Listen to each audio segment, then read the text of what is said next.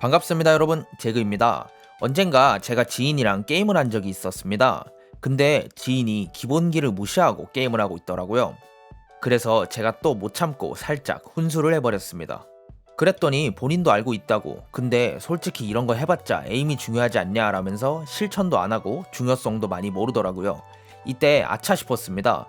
대부분의 영상들이 기본기가 중요하다고 말하고 있죠. 기본기인 만큼 알고 있는 분들도 정말 많고요. 근데 이게 왜 중요하고 어떤 연쇄작용이 있는지 아무도 말을 안 해주니까 결국 와닿는 정도가 모두 다른 것 같더라고요. 그래서 배운 걸 이용할 의지가 적거나 아예 없으니 활용도도 낮아지는 것 같습니다. 이 영상을 통해 여러분들이 알고도 실천하지 않았던 기본기들을 다시 한번 단단하게 다지셨으면 좋겠습니다. 또 몰랐던 부분들이 많이 채워지신다면 더 좋은 시간이 될 것 같네요. 그리고 다른 영상에서도 말했듯이 반드시 하나하나 천천히 연습하고 실행에 옮기셔야 합니다. 그렇지 않고 무리해서 한 번에 모든 걸 의식하고 연습한다면 쳐야 되는데 더 오랜 시간이 걸려요. 장담합니다. 제목에도 적혀 있듯이 이번 영상에서는 피지컬적인 부분만 다룰 겁니다. 사실 피지컬하면 다들 에임을 생각합니다. 저도 마찬가지긴 하지만 저는 에임을 위한 거라고 생각해요. 기본기 안에 에임과 여러 기술들이 포함되어 있다고 생각하면 편한데 이 기술들의 숙련도와 실천에 따라 에임 난이도에서 차이가 발생한다고 생각합니다. 사실 아시는 분들은 아실 텐데 간단하게 말씀드리자면 더 쉽게 적을 맞추기 위한 지름길이 존재하는 겁니다. 이게 피지컬적인 기본기가 에임에 미치는 영향입니다. 즉, 보이는 에임이 다가 아니라는 말이죠. 뭐 여러 가지가 있습니다. 앵글 어드밴티지부터 해서 헤드라인과 프리에임 그리고 무빙도 포함되어 있죠. 우선 기본적인 발로란트 교전의 메커니즘부터 알아봅시다. 우리의 목표는 상위권이잖아요. 그러니 초월자를 비롯한 블레디 구간을 바탕으로 말씀드려 볼게요. 발로란트에서 교전은 턴이 존재합니다. 가장 기본적인 교전 방법은 상대를 발견하고 에임 서칭 후에 쏘고 못 맞추면 무빙으로 피한다. 이 순서의 반복이죠. 여기서 상대를 쏘고 내가 무빙하면서 반동을 잡고 에임을 정비하는 순간이 바로 한 턴의 끝인 겁니다. 교전이 발생하고 상대도 똑같이 공격 후 무빙을 할 때 우리의 턴이 생겨 총을 쏘는 거죠. 그래서 여러 무빙 방법들이 생겨난 거고 각각의 상성들이 존재하는 겁니다. 이상하게 맞추기 힘들거나 계속 죽는 상대가 있는 게 이런 이유도 있습니다. 물론 동시에 쏘고 동시에 움직일 수도 있지만 서로의 무빙 템포가 무조건 다르다 보니까 이런 메커니즘은 항상 적용됩니다. 이런 상황을 최소한으로 만들고 턴을 많이 벌기 위해서 이렇게 일반적인 무빙 속도에서 이 정도로 빠른 속도의 템포로 무빙하기도 합니다. 제가 이전 영상에서 템포를 언급할 때 이 부분을 빼먹어서 생각보다 이해가 어려울 수 있겠다 싶더라고요. 더 자세한 건 제 이전 영상과 다른 영상들을 참고하시면 좋을 것 같습니다. 다음은 조준선의 위치가 얼마나 중요한지 인지를 못하는 겁니다. 헤드라인과 프레임 그리고 피킹할 때 조준선을 찍어놓고 나가는 일명 찍샷 에임의 공통점이 뭘까요?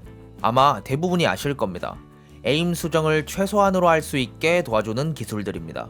근데 왜 대부분이 제대로 사용하지 않고 인지도 안 하고 못 맞추면 본인의 에임만을 탓하고 있을까요? 자기 객관화의 부재일 수도 있을 거고 게임을 머리 아프게 하기는 싫은 경우일 수도 있습니다. 후자의 경우가 아니라면 에임을 탓하면서 에임 연습량을 늘리는 게 아니라 이 기본적인 기술들부터 제대로 알아보고 적용시키는 게 교전 승률 향상에 훨씬 큰 도움이 됩니다. 일반적으로 조준선의 위치로부터 타겟의 위치가 멀리 있을수록 명중률이 떨어집니다. 너무 당연한 소리죠? 이 치명적인 문제를 해결해주는데 가장 큰 도움이 되는 게 앞서 말했던 기술들입니다. 헤드라인의 경우 감각적인 부분입니다. 지형 지문의 높낮이에 따라 다르기 때문에 더 그렇죠. 일반적으로 지형 지문의 높낮이가 다른 경우엔 아예 헤드라인을 외우기도 합니다. 이런 배경 옆에 조준선을 두면 머리인 걸 외워두는 겁니다. 헤드라인은 데스매치에서 많이 깨닫고 체화가 가능합니다. 누가 가르쳐준다고 할 수 있는 게 아니라는 거죠. 기본적으로 헤드라인을 의식한 채 돌아다니면서 교전합니다. 본인이 머리라고 의식적으로 생각했던 위치가 높거나 더 낮은지 확인이 가능하고 감각적인 수정도 가능한 겁니다. 프리에임은 상대방이 나올 것을 예측하고 조준선을 미리 갖다 놓는 것을 말합니다. 이전 영상에서 다룬 적이 있는데 조금 더 자세하게 다뤄볼게요. 이렇게 짧은 거리에 속하는 프리에임부터 먼 거리에 속하는 프리에임까지 본인 마음대로 조절이 가능하죠. 저는 일반적으로 두는 거리라는 건 존재하지 않는다고 생각해요. 프리에임을 잘 두면 내 조준선으로 지나가는 상대방을 좌클릭 단 한 번으로 맞춰 죽일 수 있습니다. 하지만 개개인의 반응 속도가 다 다르고 상대방이 내가 둔 조준선까지 걸어 나오냐 나오지 않느냐도 존재합니다. 또 저티어 구간의 고질적인 문제가 바로 조준선을 이렇게 이상한 곳에 던져두고 눈으로만 상대가 나올 곳을 쳐다보는 겁니다. 시선 동기화가 안 됐다고 볼 수 있는 거죠. 만약 상대가 헤븐에서 나온다면 저 먼 거리를 그대로 끌어치려다 못 맞추고 결국 죽어버리는 상황이 나온다 이 말입니다. 근데 이게 한두 번이냐? 절대 아닙니다. 제가 본 경험상 이건 습관입니다. 한 판에도 여러 번 나온다는 말이죠. 그러니 어느 상황에서든 상대의 위치를 안다면 나올 수 있는 곳에, 상대의 위치를 모른다고 하더라도 나올 것 같다고 생각되는 곳에 늘 본인의 조준선이 위치해 있어야 합니다. 헤드라인과 다르게 절대적인 상황이 존재하지 않는다는 겁니다. 여러 변수를 고려해야 해서 생각보다 난이도가 있는 기술이죠. 일반적인 상황에선 서로의 위치를 들키지 않기 위해 발소리를 내지 않고 조용히 다니죠. 이런 상황에서는 짧은 편에 속하게 조준선을 둡니다. 그렇다고 이렇게 벽에 확 붙이는 건 아닙니다. 점프 피킹이나 숄더 피킹을 견제한다면 이 정도에 두기도 합니다. 다시 돌아와서 어깨 하나 정도 거리를 두고 조준선을 올려두거나 이렇게 뻔한 위치라면 상대가 빠르고 길게 나오는 걸 예측해 발소리가 새지 않는 거리 정도에 올려두기도 합니다. 반대로 러쉬가 오는 상황도 많죠. 굳이 러쉬가 아니더라도 발소리를 내고 오는 경우에 빠른 이동 속도를 고려하는 위치에 조준선을 둡니다. 이전 상황보다는 조금 더 멀리 두고 있는 거죠. 물론 러쉬를 오고 나서 위험 지역을 클리어할 땐 이전 상황처럼 조용히 피킹할 수도 있습니다. 이건 인게임에서 본인 스스로의 판단이 필요합니다. 늘 인게임에서는 생각보다 많은 변수들이 존재하니까요. 그래도 어떻게 둬야 할지 감이 안 온다, 확실하게 정해줬으면 좋겠다 싶은 분들을 위해 잠깐 말씀드리겠습니다. 저는 조용한 상황엔 이 정도 위치에 조준선을 둡니다. 본인 스스로 판단해 조절하셔도 되겠죠. 내 반응이 이것보다 빠른 경우가 많으면 더 짧게, 느리다면 더 멀리 둬도 됩니다. 러쉬가 온다면 정확히 이전 거리에서 한 번 더 더해둔 거리에 둡니다. 대기 상황에선 프리에임에 대해 늘 인지하고 게임하시면 됩니다.